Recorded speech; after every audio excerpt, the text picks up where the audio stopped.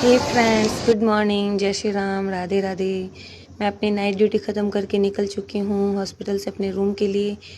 Hospital से बाहर की तरफ निकल के पार्किंग में आते आते बहुत अच्छा फील हो रहा है। फिर अपने धनों को उठा के निकल चुकी हूँ अपने रूम के लिए। बहुत तेज़ धूप थी, 8 बजे भी इतनी गर्मी लग रही थी, गर्मियाँ बहुत बढ़ चुकी है। इसे करते करते मैं अपने रूम पहुँची।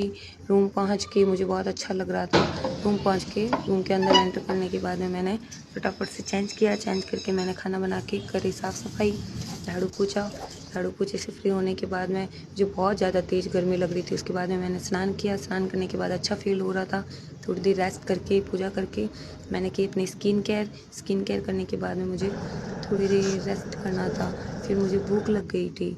फिर तो मैंने खाया खाना खाने के बाद में मुझे इतनी थकान हो रही थी कि मैं बस सो जाऊं। फिर मैं सोई थी, मुझे लगा मैं एटलीस्ट 4-5 घंटे सोऊंगी। तब तक भैया का कॉल आ गया कि भैया घूमने के लिए आया हुआ था अपने फ्रेंड्स के साथ जोधपुर, तो वो कैंटीन गया था तो मेरे लिए भी सामान लेके आया। तो भैया बोले कि मैं तेरे लिए सामान लेके आया हूँ, फटाफट रोड पे आ जा, सामान लेके चली जा, मेरे को बाहर लेट हो रहा है। फिर तो मैं चली गई रोड पे, वहाँ पे भैया का वेट किया। तब तक भैया आ चुके थे। भैया को पता था कि मुझे मैंगो कितने ज़्यादा पसंद है, तो मेरे लिए वो मैंगो, डियो, चॉकलेट्स, साबुन वगैरह, सनस्क्रीन वगैरह ऐसे बहुत सारे सामान लेके आए मेरे लिए। फिर सामान लेने के बाद में मैं पहुंच गई वापस अपने रूम। मैंगो देखने के बाद मेरे से कंट्रोल नहीं होता, चाहे वो गर्म हो या ठंडे। उसके बाद में ड्यूटी का टाइम हो रहा था तो मैंने पानी बॉईल करने के लिए रख दिया। पास्ता बॉईल करने के बाद में मैंने उनको फ्राई किया। सिर्फ ऑनियन ही थे, ऑनियन चॉप करके मैंने सारे मसाले डाल के, पास्ता मसाला डाल के और पास्ता बना के तैयार कर दिया था। अब फिर उसको सिर्फ पास्ता डाल के मिक्स करना था। अब पास्ता को डाल के अब मैंने पास्ता मिक्स किया। फिर मुझे पानी भरना था, कैंपर और मटके को भर के रखा मैंने, ताकि मटके रात भर में ठंडी हवा से अच्छा पानी ठंडा हो जाए। उसके बाद में मैंने कैंपर भरा। मटके भरने के बाद में फिर मुझे ये था कि मेरी ड्यूटी के लिए मैंने बॉटल भी भर ली और कैंपर को वापस एडजस्ट करके रूम के अंदर मैंने टिफ़िन पैक किया। टिफ़िन और बॉटल को रूम बैग के अंदर रख दूँ, ताकि फिर बर्तन वर्तन धो के किचन साफ़ करके किचन की लाइट बंद करके मैं बाहर आ गई। फिर मैंने बैग में बॉटल टिफ़िन पैक करके बैग को पैक करके हाथ मुँह धो के फ्री हो गई। फिर अब मुझे पूजा करनी थी। पूजा मेरा सबसे फेवरेट काम है, बहुत अच्छा लगता है मुझे, इतना सुकून मिलता है भगवान जी का आशीर्वाद लेके। फिर मैं तैयार होने के लिए निकल चुकी थी। फिर मुझे लेट हो रहा था तो मैंने किया चेंज करने के बाद में मैंने अपने बालों को खोला, उनको सुलझाया। फिर फटाफट से जितना जल्दी हो सके जूड़ा बनाया। देखते देखते मुझे अचानक से याद आया कि 7:41 हो चुके हैं। फिर मुझे याद आया कि मैंने दी से प्रॉमिस किया था कि आज मैं जल्दी जाऊँगी 7 o'clock के समथिंग, ताकि उनसे थोड़ी बातें करूँ, मस्ती करूँ। फिर मैंने बिंदी लगाई, लिप ग्लोस लगाया और निकल गई भगवान जी का आशीर्वाद लेके ड्यूटी के लिए। फिर मुझे ये था कि आज दी बहुत गुस्सा करेंगी, उनको मैंने प्रॉमिस किया। फिर मैंने फटाफट निकली और जल्दी से बाहर जाके 7:45 तो यहीं हो चुके थे। मैंने उठाई अपनी दन्नो, जल्दी से उसको चालू करके फटाफट से पार्किंग एरिया में पहुंची। पार्किंग एरिया में गाड़ी लगा के फटाफट से साइन करके मैट्रन ऑफिस में निकल रही थी। तब तक चुनाव के लिए राजस्थान नर्सिंग एसोसिएशन के चुनाव है, तो वो लोग अपना अपना बोल रहे थे कि इनको वोट देना। मुझे बाद में आता था हंसी आ रही थी कि दी को पता नहीं क्या ही रिएक्शन रहेगा। देखो दी का रिएक्शन लगा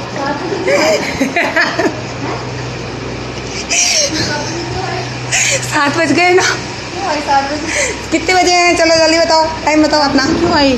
क्या टाइम हुआ है? 7:57। मतलब मैं पूरे 3 मिनट पहले आई हूँ। क्यों आई? फिर भी आपका ये रिएक्शन। दी बहुत गुस्सा थे, मेरे से बात भी नहीं कर रहे थे, फटाफट ओवर दे के निकल रहे थे कि मैं 1 मिनट भी नहीं रुकूंगी, बाय बाय, मेरे से बात मत करना। तो मैं उनको थोड़ा प्यार से मना रही थी, मस्का लगा रही थी, उनको बाय बाय करके, वो मेरे फेवरेट है। फिर मैं उनको बाय बाय करके वार्ड में आ गई। फिर मैंने थोड़ा रिटर्न वर्क किया। एक न्यू पेशेंट आया था तो उसके लिए मैंने जल्दी से डीडीसी तैयार की। टिकट देख के उसके ऊपर जो भी प्रेस्क्रिप्शन लिखा हुआ था वो मैंने डीडीसी पे फिल किया, उसमें डिटेल्स भरी। फटाफट से मैंने डीडीसी का काम करके मैं थोड़ा फ्री हो गई थी। एटलीस्ट खुश हो रही थी कि एक रिटर्न वर्क तो कम से कम कंप्लीट हो चुका है। फिर मैंने बीच में थोड़ा सा बंक मार के खुद के साथ थोड़ी मस्ती कर ली। उसके बाद में मुझे लगा बहुत ज़्यादा हो रहा है, फटाफट से उठ जाओ, लेट हो रहा है ट्रीटमेंट के लिए। फिर मैं उठी और मैंने जल्दी से जिन जिन पेशेंट के जो जो ट्रीटमेंट था फटाफट से ट्रीटमेंट किया। एंटीबायोटिक्स वगैरह, पीसीएम वगैरह, जो भी फ्लूइड्स था वो सारा ट्रीटमेंट करके फटाफट से मैं फ्री होना चाहती थी, तो जल्दी जल्दी मैंने सारा काम किया।